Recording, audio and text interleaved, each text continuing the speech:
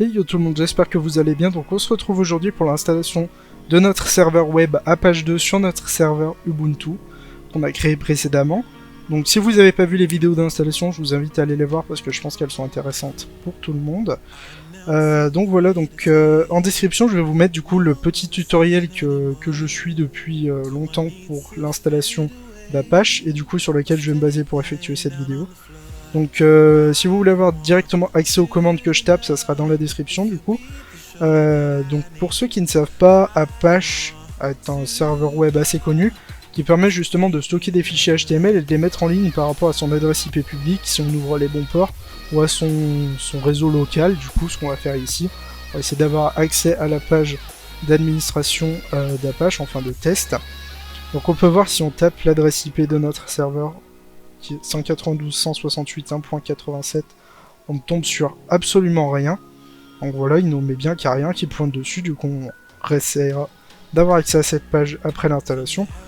Donc ce qu'on va faire, c'est qu'on va installer la pile LAMP, en fait, qui s'appelle LAMP, du coup, qui contient Apache, MariaDB et PHP, du coup d'où le LAMP, Linux, Apache, MariaDB, PHP. Donc en fait la version principale est avec MySQL du coup pour les bases SQL, mais moi je préfère MariaDB quand même. Donc ce qu'on va faire, c'est qu'on va taper cette commande. Donc alors, quoi faire? Tac. Tac, on va la copier. Tac. Donc on va installer tous les paquets, là ça va installer la pile complète.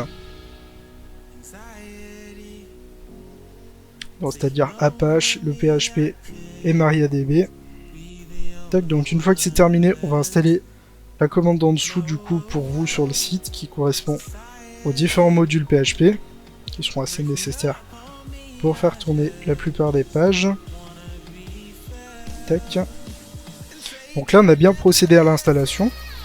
Donc ce qu'on va faire, c'est qu'on va retourner sur notre site, on va refresh, et là comme par hasard on atterrit sur une page qui nous dit bien qu'Apache 2 fonctionne, donc it works.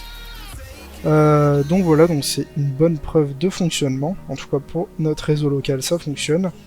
Donc voilà, donc une fois que vous avez testé qu'Apache fonctionne, que vous avez bien quelque chose qui atterrit sur l'adresse IP depuis le navigateur, en fait pour mettre en ligne vos fichiers HTML, ça va se faire directement depuis le répertoire var html, et c'est là en fait où vous allez pouvoir créer vos sous-dossiers avec les différents fichiers HTML, mais là j'ai pas d'exemple direct à vous montrer, donc ça risque d'être compliqué. En tout cas, le lien que j'aurai mis en description vous explique plus en détail du coup la création d'un node virtuel qui permet de spécifier du coup le nom qu'on doit taper éventuellement si vous avez un nom de domaine, tout ça, le répertoire qui doit utiliser. Voilà. Donc en tout cas là c'était une petite démonstration du coup de ce qui est possible de faire avec Ubuntu. Donc voilà, si après vous voulez des tutoriels un petit peu plus développés, y a pas de souci, moi j'ai quelques connaissances en Linux, mais je suis pas grand Manitou non plus, donc ça risque d'être un petit peu compliqué au bout d'un certain moment.